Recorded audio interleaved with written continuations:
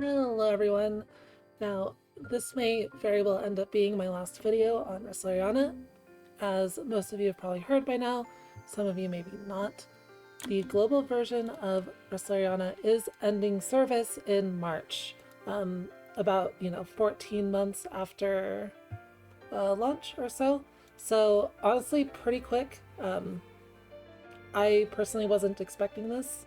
I am a little bit shocked. I thought being published in-house by Koei Tecmo directly, they would keep it going until JP ended service, but I guess not. It doesn't make sense. The game was not doing very well financially in global market just didn't really like the concept of like not accepting to the gacha game, right? So it is what it is. It's pretty unfortunate. Now, there's a lot of things I want to talk about in this video related to the series as a whole, what went wrong, a lot of other things, but first things first, I will talk a little bit about where I've been, because I haven't been doing videos recently, right? And that has nothing to do with Resleri itself, actually. I've been playing the game still. I'm not planning on quitting until JP ends service, but I haven't had the energy to really care about making videos recently. Just a lot of stuff going on in my life, including a couple of my cats passed away and some other things, and it's just been not great for the past like month and a half. So yeah, that's kind of where I've been. It didn't really have anything to do with the game itself, but yeah, let's just talk about things. So it is with deep regret that we inform you that the global version of Atelier Resleriana will be ceasing operations on Friday, March 28th. So yeah, about 2 months until the game ends service. It looks like they will be still releasing content until then. They are going up to the end of part 1 of chapter 21. Now, in my opinion, the end of chapter 21 is where the story starts. It's like the kind of like the best part of the story, in my opinion, the end of chapter 21, and they're not going to be getting there. I don't actually know what the end of part 1 is, but it's a little bit of a weird part to stop off on. However, I imagine with end of service, people will start translating the rest of the story and uploading it. So if you are interested in the story, I do think it's pretty likely you will be able to finish it out on YouTube. That's not something I'm going to do myself, but it might happen. I also know that there's plans to port the current translation over to JP. I don't know if that will go through. I can't confirm anything, but some people in the community are talking about it. It is feasible. Obviously, that will be for the Steam version only. So you will have to get the Steam version of Resleri JP, which is pretty doable. Obviously, I have it myself. It's what I'm playing right now. To do it, you just need to open Steam with a VPN to Japan and then install the game through SteamDB, the Resleriana page for SteamDB. Now, disclaimer, this is technically, I believe, against Steam's terms of service, but usually it's fine because it's a free game. Usually they only really care about fraud, getting around region locking when it comes to payment fraud, right? So getting a better price through regional pricing on a game. Because Resleri is free and all of the gems you buy in game are in yen anyways, I think it's fine. My Steam account's still fine. I've been playing it for a year. I've bought gems on it, like it's not a big deal. So if you do want to play on JP, it is very doable through Steam. And yeah, there may very well be a translation patch coming. But like I said, I won't be working on that myself. It's just something that the community is thinking about and sort of in the planning stages for. If you do want more info on that, I would imagine it'll be posted to Reddit. People are working on it in the unofficial Atelier fan Discord server, the unofficial English Discord server. So you can find that server just by looking up Atelier in Discord, and there's a Resleriana channel there. So, but yeah, so if you do want to continue the story, there will probably be a patch, maybe. Hopefully it might be maintained. People will probably upload the story to YouTube, but who knows, right? I do think it will get, I do think it gets quite good. So, you know, there's options at least for that. And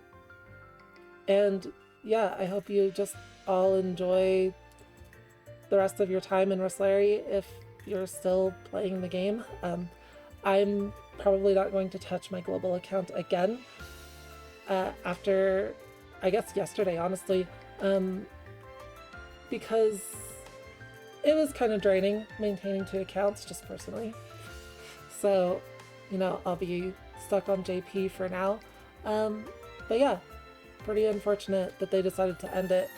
I will talk about what I think this means for JP in a bit, but not right now.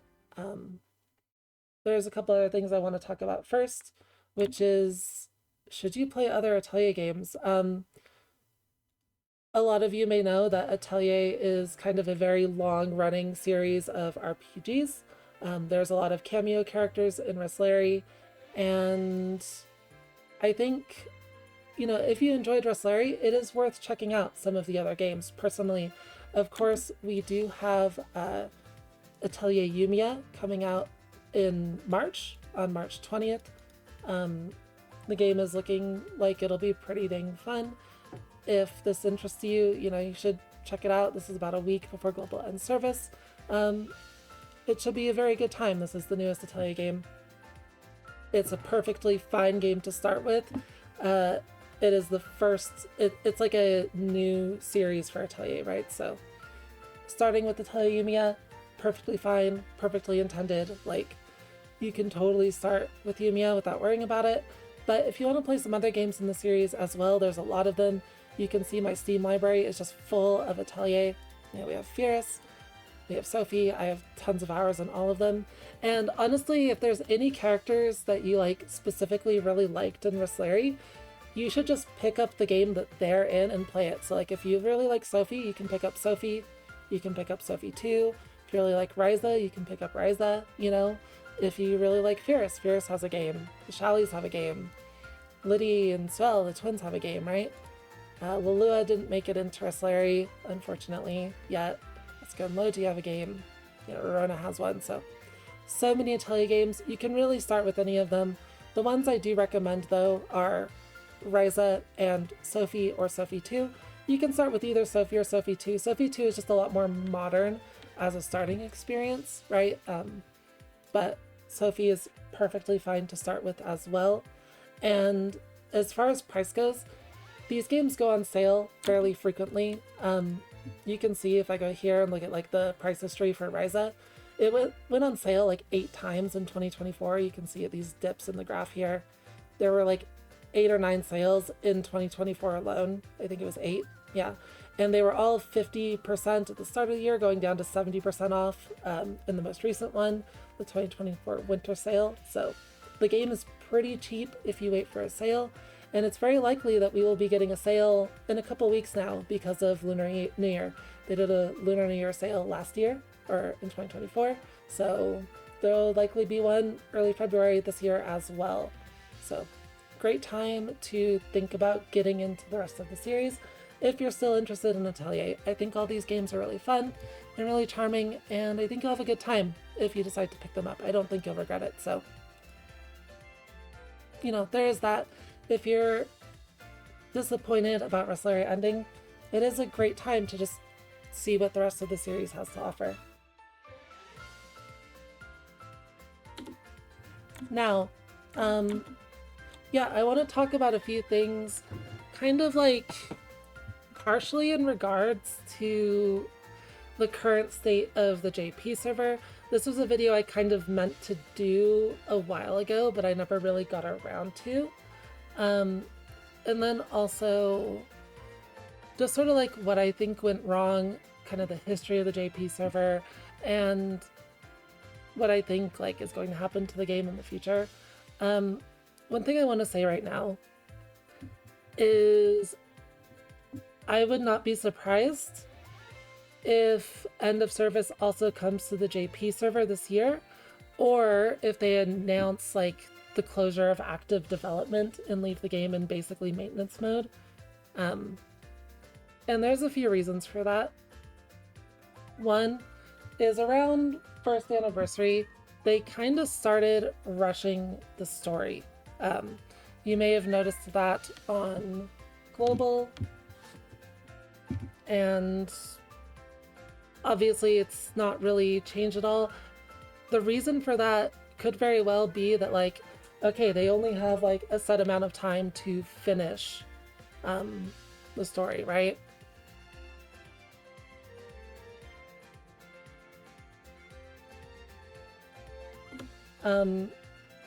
So yeah, that in itself is a little bit concerning, but not really by its own.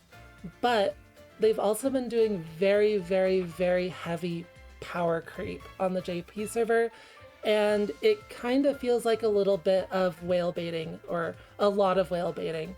Obviously, the game was already fairly heavy pay to win with the way Memorial worked, with how synthesis works, and everything else, but in my opinion, it's gotten way worse ever since about December.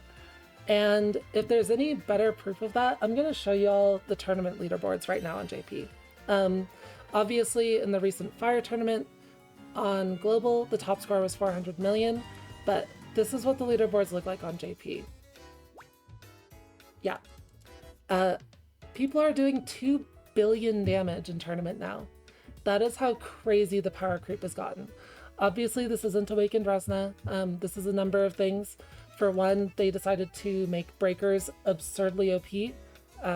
They made them able to stun things again. All the new breakers have enough stun damage to actually stun enemies with like 1400 stun gauge in one shot. They give a ton of debuffs, a ton of buffs, and also they improved the multiplier for broken enemies. And yeah, it does like 3 times damage to broken enemies, so obviously that is a big deal. And other than that, the new characters that they've been releasing for a while are just incredibly powerful. The new Memoria as well. There's just a lot of things, and we are just like so much stronger than we've ever been. Like 2 billion damage is absurd, right? Like many people would have found it hard to get the emblem the last time Ice Tournament showed up. So this is Ice Tournament, and it's actually the first one since like July or something, as can be seen by my score here of 3 million. I haven't updated it for this tournament yet. This is from basically July. And back then, only like top 10 or top 20 got 50 million damage for the emblem. And nowadays people are getting 2 billion. Like, that's how crazy the power creep is, right? And this amount of power creep this fast is a huge problem. It's just a never-ending treadmill of like making new gear and other things. They've also been introducing new traits, so people have to remake all their gear like every 2 weeks and stuff like that. And it's just like very concerning. The whales are starting to get very, very burnt out as far as I can tell. I'm not too tuned in to the actual JP community itself, but I know if I was, you know, in a position to be spending a lot of money in this game, I would be kind of pissed off at the way it feels like they're taking advantage of, you know, people who want to do well in tournaments and stuff, more so than usual. And honestly, all of that has kind of come to a head, like, kind of like right now. Just yesterday, this gacha was added to the game. And this is a limited step-up gacha. It's ending February 11th. You can go through it 10 times. And one thing you'll notice here is how expensive the pulls are. It's 3,000 paid gems for step 2 and 2,000 paid gems for step 3. So it's a total of 5,000 paid gems and 3,000 free gems. If you wanted to do all the steps, I believe it would be between $600 and $700. And what you get out of this is, at step 4, you get one of these 7 Memoria guaranteed. And what are these Memoria? Well, they are new overpowered Memoria to bait whales into just spending a lot of money on them. And there's one for each element. So we have fire, ice, bolt, air, slash, strike, and stab. One for each element, and they all do the same thing. They all do exactly the same thing. It's 1% speed, 33% attack of the relevant element. So very similar to Promise. And for the element they're on, They give 80% skill damage and 80% crit damage. These Memoria are absurdly broken. Promise is already really good at 100% crit damage, and these are, yeah, these Memoria are absolutely crazy, but very, very expensive. You can't spark them. They were just recently added into the permanent pool. They're not pickup on any banners except for this one, and yeah, it's just a little ridiculous. Just a little bit ridiculous. And there's one for each element, so like, you know, you're not safe if you just get one of them. You have to get whichever ones are meta. Right now, ice is meta, but so this is the one you want. If you go through all the steps and you don't get like enough copies of the ice one, like you're kind of screwed, right? You just spent a bunch of money for like no competitive advantage. So yeah, it's pretty rough. On top of that, just with the level of general power creep, I would say honestly, in my opinion, KT is actually being very nice to global players with this end of service announcement timing. Like, obviously they could have waited just like 2 months and killed the game with no prior notice. That would have been very scummy. They also could have waited for all of the new power creep banners and then announced end of service. But instead what they did is they announced end of service right before the really good banners started coming, like Mike and Diona. So what I mean by that, because I know I haven't done any videos in a while, is that, you know, shortly in the future, a few weeks from now, we're going to start getting some new characters. So the current banner is Rise and Yudi, next one's Heidi and Flock is pretty good, but the real, like, fast power creep starts here with Mike and Diona, and all of these new characters. So Mike and Diona are new characters. They are, they belong to the Lara kingdom, so they're Lara simps. And Mike is incredibly strong. She's kind of like Awakened Resna, except she has AoE on her skill 2, and she's not RNG. And she's in stab. She's really good. When she does come to global, I would honestly recommend sparking her and playing with her a bit, because she will be making it into global. She's pretty good. Diona is a supporter that creates burst panels, like 6 of them on her burst, and also gives skill power, and she is the first time skill power is in the game, outside of traits, which will change. More and more things start giving skill power. Magda is a crazy breaker with force break. Brad is a crazy stab supporter, and then we have, you know, all these characters from here on are just incredibly broken.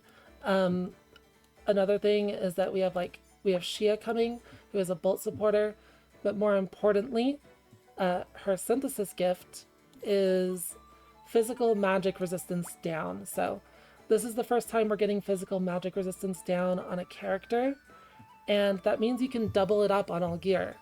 Instead of being stuck to only rank 5 of this trait, you can get, you know, you can get it twice. So everyone has to remake all of their debuffer gear when Shia comes, and you do have to get her if you want to be at all competitive. It's really OP. We have Griselda, which is a spark-worthy unit. She's a breaker that creates special panels that give skill power when obtained. Lara's absolutely crazy. We have a new Firis, very cute. She's also complete garbage, which is really funny after all of the like super powerful characters. Saskia is the current like meta attacker. New Year Saskia.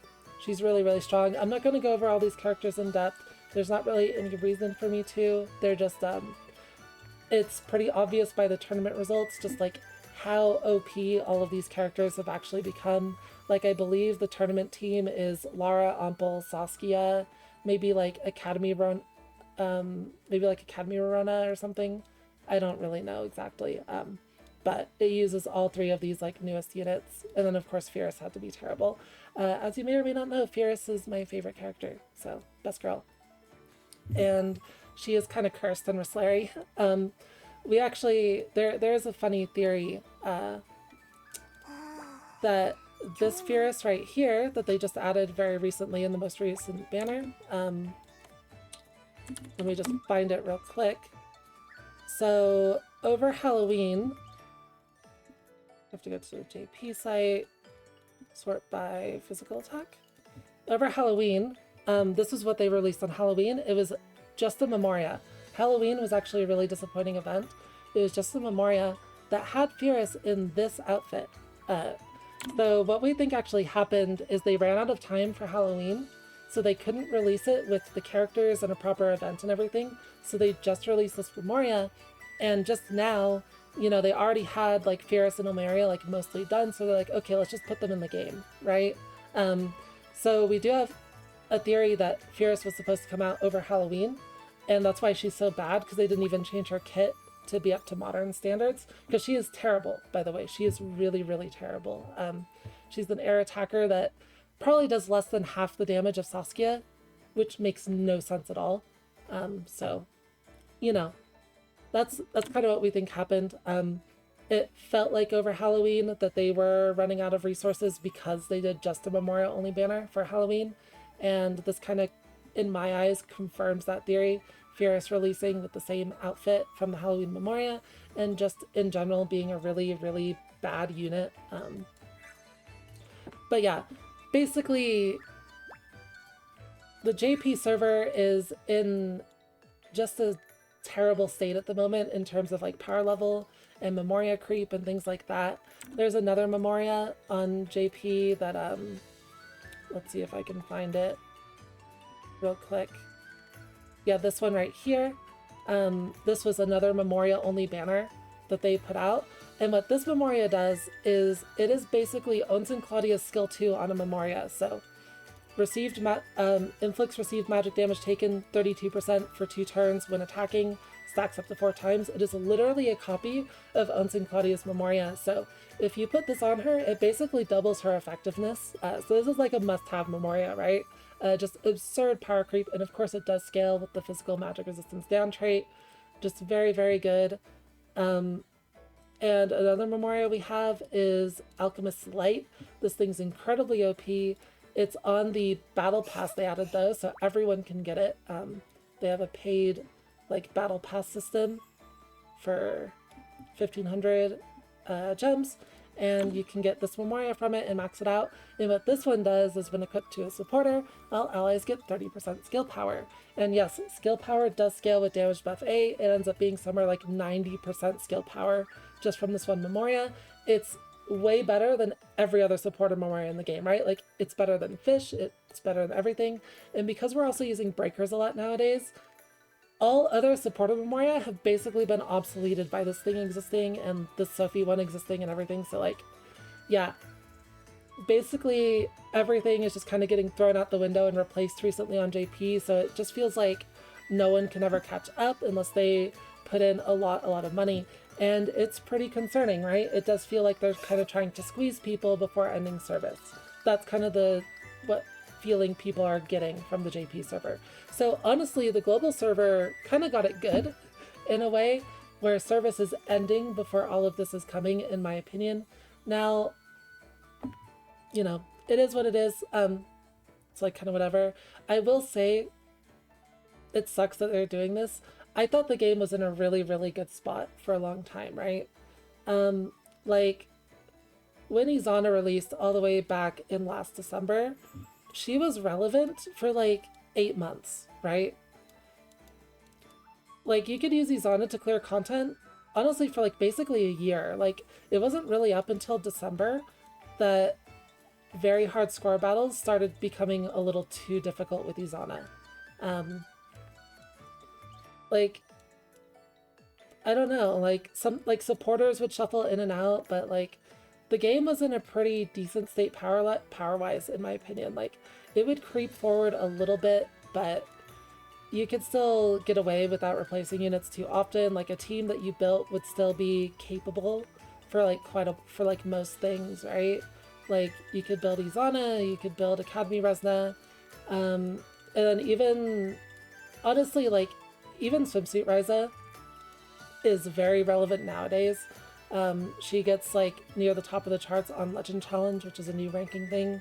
So it's not like, old characters are completely unusable, but they're doing a good job phasing most of them out at this point, just because the new characters are like a little too overwhelmingly powerful. Like if I go over Lara real quick, just look at her kit, the new Lara, she's an icebreaker. Look at how much text is on her skill 2. And like, what all does it do? 322% stun damage on it, single target. That's as much as the burst of an old breaker. When attacking a weakness, plus 50% break damage. Before attacking, give the target minus 35% ice resistance for 3 turns. So it's not 25% anymore, it's now 35%. After attacking, give the target 25% magic damage received for 1 turn. And then on her next turn, create a burst panel. And then when breaking, give the ally with the highest magic attack 25% crit damage and 50% magic attack for 1 turn. Like, this is better than the burst of Academy Ryza. It is just straight up better, and it's not even close, than the burst of Academy Ryza, an objectively still good breaker on global right now, right? Like, Academy Ryza is still usable, and this skill 2 is just better than her burst. Like, it's crazy. Way better. It's absolutely wild. So yeah, she's really, really, really good. And then on top of that, her burst is area break with a pretty similar amount of text. It's basically the skill 2, but even better, right? So just higher numbers on everything. Her passive, when breaking, increase target's magic attack damage received by 25%. When getting a burst, give her 50% break damage. Like, she's just really good. And then on top of that, she has the ice resistance down trait, so you can scale her ice resistance debuff by a lot. By stacking these traits, you can get 6 copies of the trait on her gear. Like, yeah, it's crazy. All the new characters are just stupidly OP. Anyways, there's not any reason to go super in depth on them. I just really wanted to kind of rant a little bit about the state of power creep on JP, how it feels like they're doing a lot of whale baiting and kind of rushing the story along and everything, sort of in its last moments. So maybe they will surprise me and keep it going for quite a while longer. But all of that stuff combined, plus the fact that even though Resleri is making enough money to kind of like support a smaller, developer, KT is a massive game developer that makes billions of yen per year. Like, anything Resleri making right now is probably kind of a drop in the bucket to them, and because of their really bad management and everything, it's not been improving, right? Like, they haven't been able to figure out how to improve the situation with this game. And I personally have a lot of theories on why that's the case. Because when it comes down to it, Resleri is a good game, so it might be kind of confusing why it's not doing so well. And when I say it's a good game, I don't mean like every part about it is good. But I do think they did manage to make, a game that looks nice, has a lot of charm, has a decent story, and has pretty deep combat in the end game. But it's held back by a lot of things, right? Like, for one, the synthesis system is obviously terrible. They made it RNG because it's a gacha and they wanted to monetize it.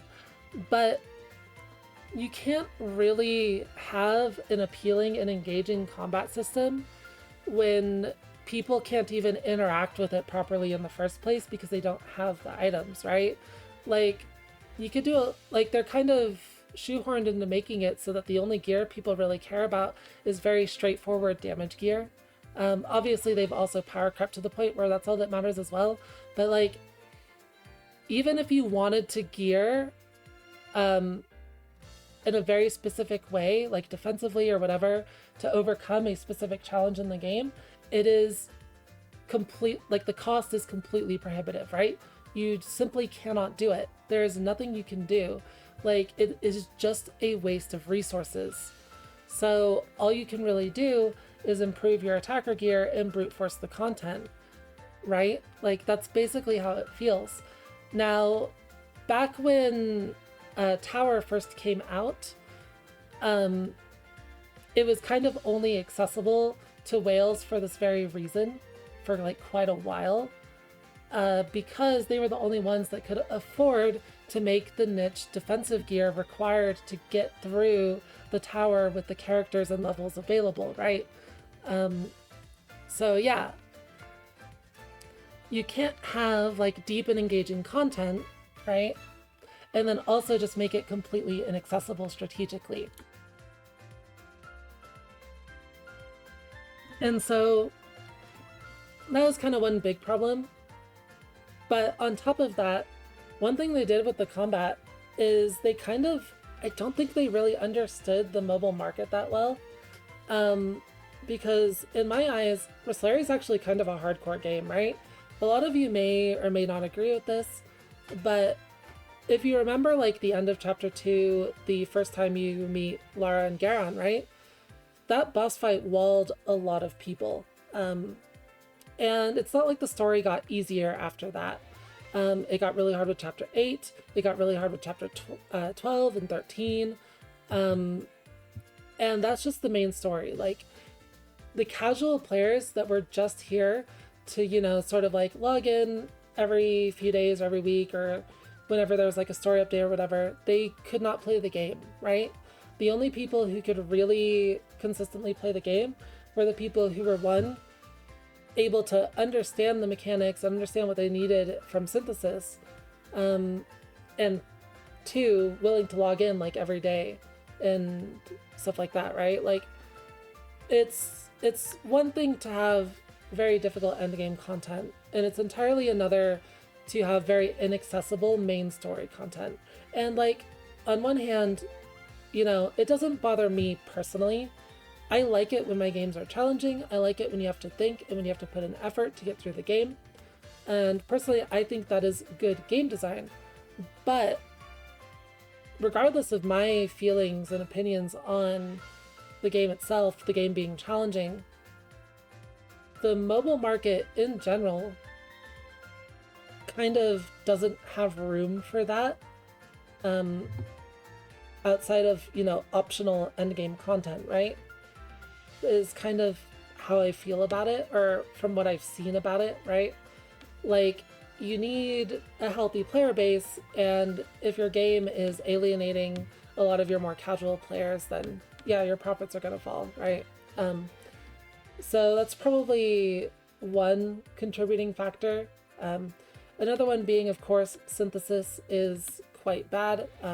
The game does feel a little bit stingy with resources.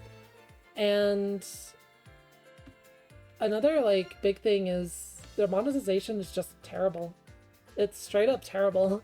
I've never played another gacha game with monetization as bad as Resleriana. Just period. And actually, one thing that, you know, people might find interesting, the monetization was worse.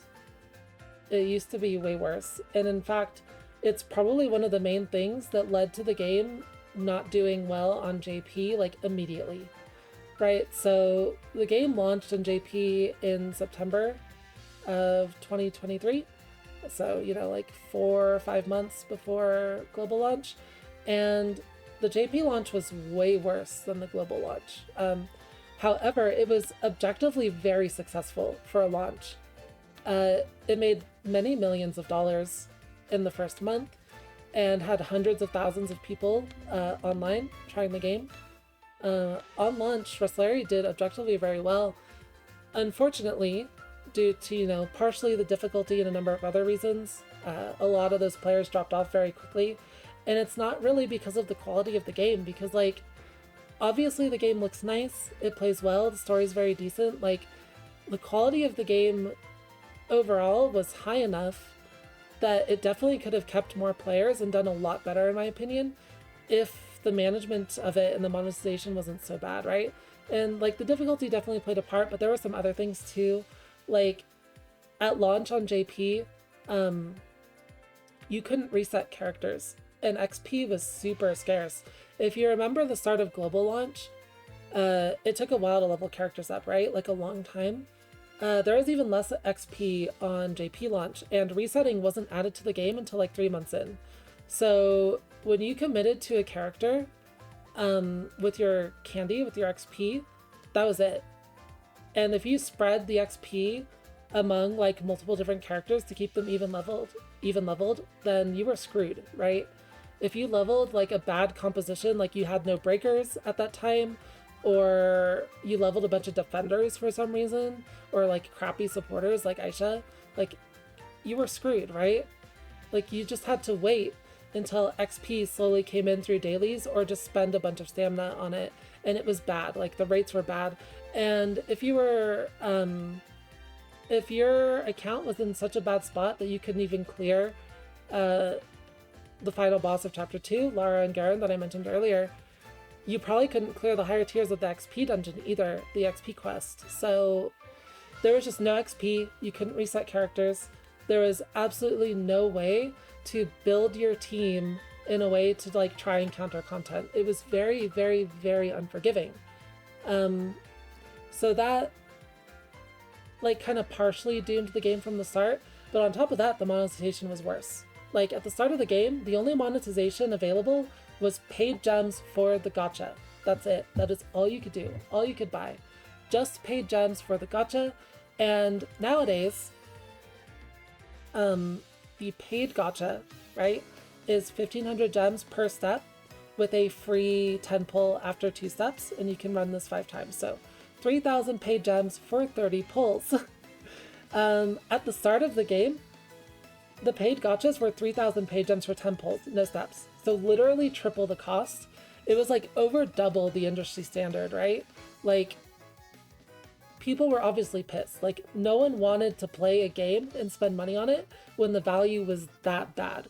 Like, it is impossible to imagine it boggles the mind, the hubris of the management that went, oh yeah, we can price our game like this and people will buy it. Like, it's complete nonsense, right? Like, paid currency is already double the industry standard rates. Like, usually it's 1-to-1 with paid currency to yen. In this game, it's 2-to-1 yen to paid currency, right? Like, you're getting 1,500 gems per 3,000 yen. And then they made it 3,000 gems for a 10 pull. Like, so it was like 6,000 yen for a 10 pull on launch, which is ridiculous. Now it's about 2,000 yen per 10 pull with the steps, right? Which is way more reasonable. 6,000 is absurd. So yeah, people were pissed and obviously quit the game because they couldn't fix it fast enough, right? They did like apologize for it and like tried to fix things very quickly, but it kind of wasn't enough. The game launching in that state already made the company feel very greedy, right? There's also I'm not going to look for it, I'm just going to talk about it. They tried doing TikTok for their marketing on game launch, and within a month the TikTok account was completely abandoned. And the reason for that is there's a huge controversy over it, where one of the videos they posted to TikTok was basically like, come here and spend all, like, oh, you got your paycheck? Come and spend it on Resleri or something like that. And it was like, what the heck? Do you just see us as wallets or something? And a lot of the JP players were super mad about that. And they just completely abandoned the TikTok after that. Like, they didn't even try anymore. Like, it's pretty funny. Of course, there's also the social media management was completely terrible. Like, any of you who have been in the official global Discord know how bad it is with no moderation. It's basically a Wild West. The JP Discord is much the same. It's much better behaved, but there's no way to talk to the devs, or there's no moderation there either. Like, they didn't do anything to build a community. They're like, okay, let's get a few 100,000 people into this Discord by requiring it for in-game gems, and then let's just not do anything with this community. Like, it doesn't make any sense, right? So, just tons of mismanagement everywhere. And I think it's really unfortunate because I think the game really did have potential to be very good and do quite well if they just sort of like did anything to understand the market. It's like they set the game up for failure to begin with, right? And normally I don't like being negative in my videos. I like the game, I enjoy it, so I like being positive about it. And while the game does have a lot of issues, I do think it has a lot of good. But the management problems with the monetization and just a bunch of other things, like, it really does feel like they took a solid game and set it up for failure, you know? Like, it took them a year to get even something as simple as this monthly gem, this like daily gem pass, right? It took them a year to get something as simple as this implemented. And this is the type of thing you would expect at launch for a gacha nowadays, you know? Just a low tier to mid tier, like, subscription option for people to, you know, not have to whale, but be able to support the game, right? Like, this is the kind of thing you would expect on launch. It's because it's a gacha game. Like, people are used to the monetization. No one's gonna think you're greedy for including standard features, and generally people are okay with throwing in like $5 a month to a game that they're playing for 50 hours a month or whatever, right? Like, there's not really something they're logging into every day, right? Like, there's no problem with that. And you know, battle passes can be a little excessive. They added this at the start of January, and at this point, it just feels like squeezing. Like, they're trying to get the last little bit out of people before they shut off the game, right? Like, that's kind of what the monetization nowadays feels like. Whenever you pull a character, you know, you can spend up to like 7,500 paid gems to get them instantly to 4.5 star or something like that. Like, it's just a lot. Anyways, I don't know. I like the game. I'll play it until JP ends. But I'm not going to make any more videos on Resleriana. Now, that doesn't mean I will stop uploading videos to this channel. I meant to talk about this earlier.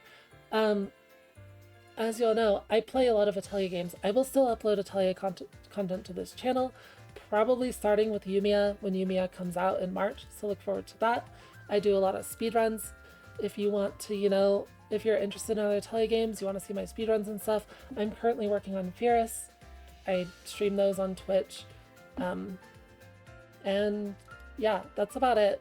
Anyways, you know, let me know your thoughts and comments on the game and the end of service below. Obviously, you know, I just kind of wanted to talk about this, you know, for myself. And maybe, you know, just one last video to thank you guys for supporting my channel and stuff.